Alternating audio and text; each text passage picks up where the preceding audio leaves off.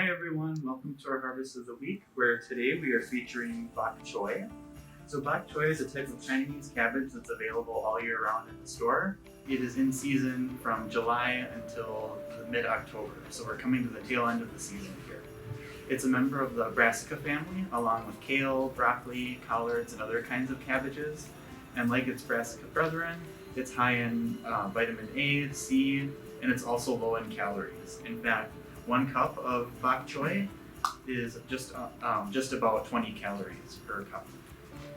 So when you're buying bok choy, you should always make sure that the stalk is firm and free of any bruising or mushy spots. Make sure the greens are vibrant and always making sure that they're not wilted or there's no yellow spots. And there's also a thing that happens with bok choy where the stalk looks like a peppery grain on it, and it's okay to consume it. It's just a cosmetic condition that happens with it. So when storing your bok choy, you want to wrap them in damp paper towels in the fridge. And when you're using small varieties like baby bok choy, you want to use them within 3 days.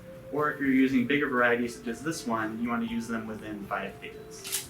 When you're preparing them, bok choy is commonly used in braised or stir-fried dishes.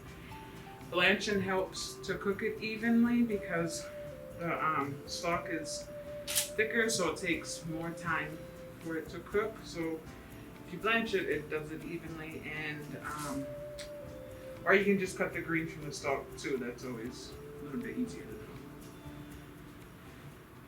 So thank you for tuning in, and we will see you all next time.